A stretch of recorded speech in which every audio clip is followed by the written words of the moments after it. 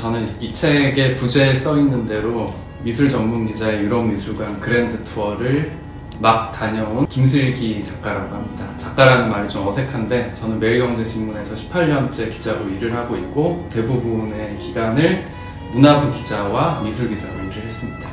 이 따끈따끈한 책을 받아봤는데요. 어쨌든 제가 쓴 가장 두꺼운 책이기도 하고 가장 많은 정보량과 많은 팩트 체크도 필요했고 편집상에도 많은 고충이 있었고 그랬던 책이라서 결과물이 이렇게 무겁게 잘 나와서 되게 마음에 드는 것 같습니다.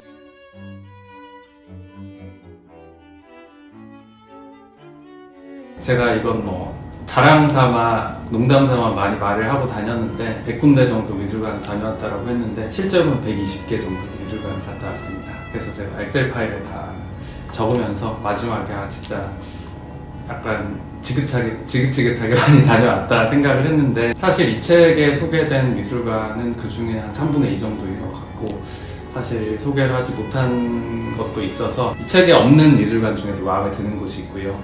그렇지만 이 책에 있는 미술관 중에는 아무래도 내셔널 갤러리가 가장 마음에 드는데요. 그건 아마 책에도 제가 일부분 적어놓기도 했는데 내셔널 갤러리는 제가 유럽 미술관 중에 태어나서 처음 가본 26살에 처음 가본 미술관이기도 하고 실제로 1년 동안만 10번 이상은 갔습니다. 거의 매달 한 번씩 갔고 그게 특별한 이유가 있어서는 아니고 내셔널 갤러리는 적어도 한두 달에 한 번씩은 새로운 전시가 계속 있었어요. 그 전시 공간이 3군데가 있어서 계속 새로운 전시가 올라가서 그냥 특별히 이 미술관에 있는 상설 전시를 보려고 간 게 아니라 그 전시가 열릴 때마다 그 전시를 보러 갔었고 또 공교롭게 작년 5월이 이 미술관이 건립된 지 201주년이 되는 해여서 새롭게 만들어진 공간이 생겼어요. 그래서 그 공간이 새로운 그림도 많이 새롭게 구입을 하고 새로운 디스플레이도 하고 식당도 새로 만들고 서점도 새로 만들고 하면서 제가 그 미술관이 오픈하는 날 오전 10시에 가장 먼저 들어간 일반 관객 중에 한 명이었거든요. 그래서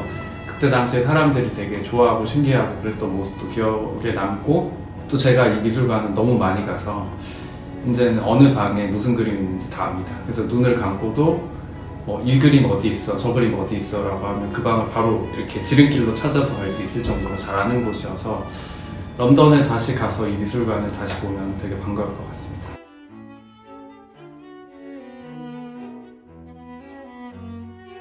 제 이 미술 여행이 사실상 그 5월 말 정도에 끝이 나는데요. 그 직후에 바로 제가 갔던 나라가 스위스였는데 스위스에서 열린 아트바젤이라는 큰 행사를 보려고 갔었습니다. 근데 아트바젤 기간 중에는 되게 좋은 전시도 스위스 바젤에서 많이 열리는데요.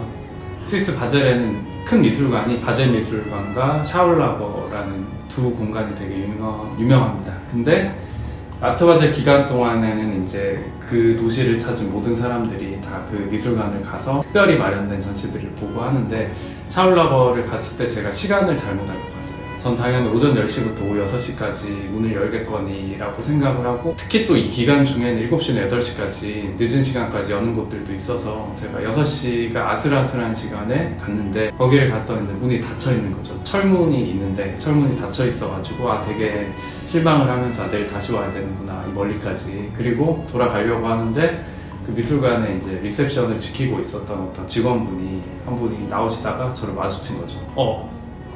무슨 일로 오셨냐? 전시 보러 오셨냐? 그래서 전시 보러 왔는데 지금 끝난 것 같아서 너무 아쉽다라고 했더니 이 기간은 재밌는 게 파티와 이벤트가 되게 많은 기간이에요. 그래서 손님들이 외부에서 오시면은 이렇게 선물 같은 것도 많이 나눠주고 그러는데 레몬 케이크 같은 것들을 이렇게 행사를 하면서 다 나눠주고 나서 그걸 이제 들고 퇴근하시는 길이었어요. 그 직원분이. 그러면서 우리가 너무 일찍 문을 닫아서 미안하다. 그러면서 그 케이크도 주고 말도 엄청 걸면서 내일 오면은 우리 전시 이런 거 하고 있으니까 이렇게 이런 부분을 재밌게 봐줘. 그리고 어땠는지도 나중에 얘기해줘. 이런 이야기들을 해주시더라고요. 그래서 그 스위스 사람들의 그런 환대 같은 게 되게 기억이 남습니다. 그건 이 책엔 나오지 않는 이야기죠.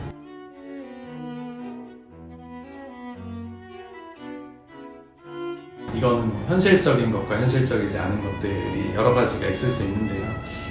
사실 예습이 되게 중요한 것 같다는 생각을 하긴 했어요. 책을 읽으시면 마음 도움이 될 것 같고요. 사실 이 책이 50여 개 정도의 미술관을 다루는데 그 미술관을 다루는 분량이 많지는 않습니다. 그래서 어떤 미술관은 그냥 그림을 3-4점을 소개하기도 하고 많아도 10개 정도를 소개를 하는데 이 작품들은 되게 중요하고 의미 있는 작품들이니까 그 작품들의 스토리를 알고 가면 되게 도움이 되고요. 그리고 아주 현실적인 것은 오디오 가이드 투어가 사실 최근에는 되게 많이 좋아졌어요. 예를 들어 이 스마트폰만 가지고도 이제 그 블룸버그 커넥트라는 앱을 유럽에서 많이 사용을 하고 있는데 비록 영어이긴 하지만 블룸버그 커넥트를 통해서 QR코드를 찍으면은 그 작품에 관한 설명을 들려주는 그런 미술관도 되게 많아졌고 한국어 가이드가 있는 곳도 뭐 방구 미술관도 그렇고 많이 생겼고 공식 오디오 가이드는 전시를 기획한 큐레이터들이 직접 만든 콘텐츠이기 때문에 굉장히 좋은 내용이고 정확한 내용입니다. 그래서 사실 요즘에 유럽 미술관에서 한국인 가이드 투어를 하는 분들을 되게 많이 봤어요. 이게 점점 늘어나고 있고 그게 유행인 것 같은데 한국어 가이드 투어는 부정확한 게 많습니다. 제가 이 가이드 투어를 한번 해봤는데 부정확한 내용들이 조금 있는 편이어서 아무래도 오디오 가이드를 많이 들으시고 그리고 마지막으로 현실적인 팁은 요즘에 스마트폰이 되게 좋아져서 제가 북유럽에 갔을 때 정말 큰 도움을 받았던 게 인터넷이 연결되지 않는 상태에서도 번역이 되는 이미지 앱들이 있더라고요. 유럽에서도 영국, 독일, 프랑스 같은 경우는 영어 설명이 워낙 잘 돼 있어서 설명을 보는 게 큰 문제는 없지만 북유럽이나 동유럽이나 이런 곳은 자기 나라 언어로 써 있는 것도 많거든요. 저는 그 에스토니아 탈린이라는 곳을 갔을 때는 탈린어로 캡션이 적혀 있어서 그 작품의 이름을 제가 알 수가 없었어요. 그런 경우에는 그냥 사진을 찍어서 번역을 하니까 이제 제목 정도는 알 수 있고 캡션도 알 수 있고 그런 게 되게 큰 도움이 됐던 것 같습니다. 그래서 기술이 점점 좋아지니까 이제 모르는 나라를 여행을 가더라도 도움을 많이 받을 수 있는 것 같습니다.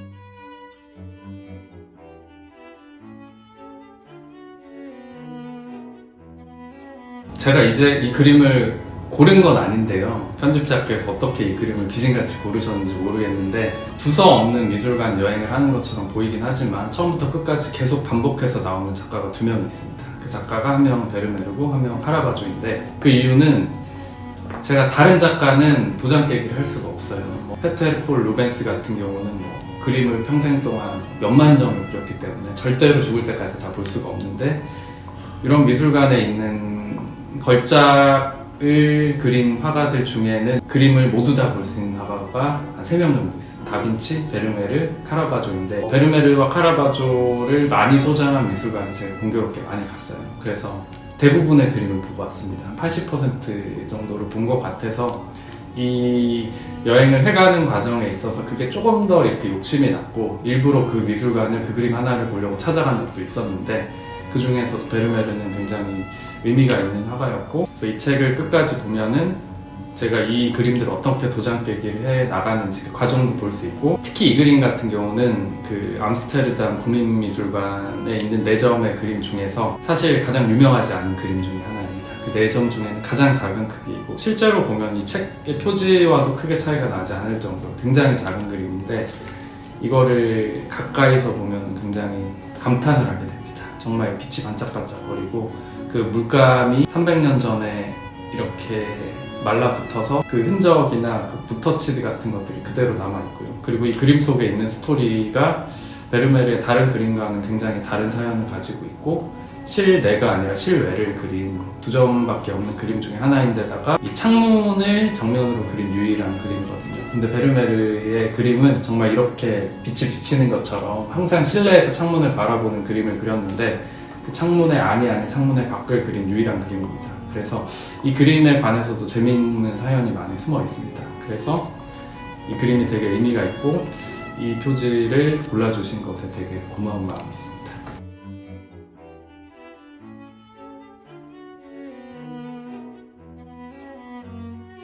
파리와 로마, 나폴리로 이어진 여정에서 내가 만난 카라바조는 이처럼 자신이 사랑했던 거리의 여인에게 무한한 연민을 느꼈던 화가다. 카라바조는 자신의 삶은 속죄받지 못했지만 안나의 삶에는 한 줄기 구원의 빛을 그려넣는 낭만적인 화가였다. 삶은 때때로 잔인하고 불행은 쉽게 우리를 놓아주지 않는다. 하지만 예술은 우리의 삶을 구원할 수 있다.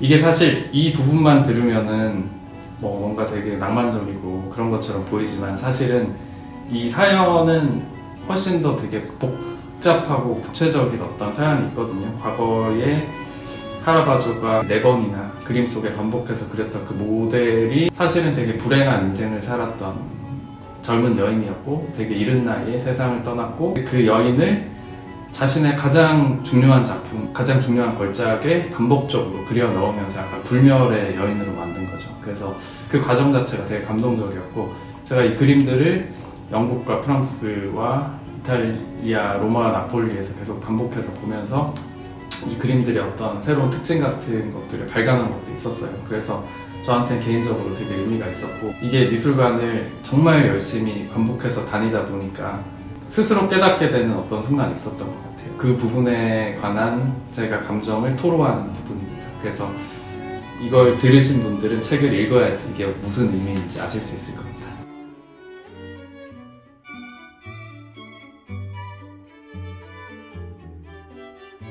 사실은 저도 뭐 편견이 되게 많은 미술 애호가였다라고 할 수 있는데 현대미술에 관한 글을 쓰면서 먹고 살았는데 그래서 약간 그런 마음도 있었던 것 같아요. 뭐 미술을 좋아한다는 사람들을 보거나 그럴 때마다 이 옛날 그림이 아니라 요즘 화가들, 살아있는 화가들에 관한 그림을 좋아하는 사람을 조금 더 저는 수준이 높게 착각을 했던 것 같아요. 더 공부를 많이 하고 미술에 더 관심이 많은 사람들이 동시대 미술을 좋아한다라고 생각을 했던 것 같고 옛날 그림에 대해서 조금 편견이 있었는데 저는 이 미술관을 다니면서 제가 예습이 중요하다라고 했지만 전 복습을 많이 했습니다. 그러니까 미술관을 갔다 온 지 일주일, 2주일 뒤에 이 원고들을 쓰면서 공부를 정말로 많이 했고 사실 제가 아는 게 하나도 없더라고요. 그래서 여기에 나오는 거의 모든 그림들은 제가 그 미술관에서 배우거나 오디오 가이드를 통해 배우거나 캡션을 통해 배우거나 미술관이 공개한 공식 발표 자료를 통해서 배우거나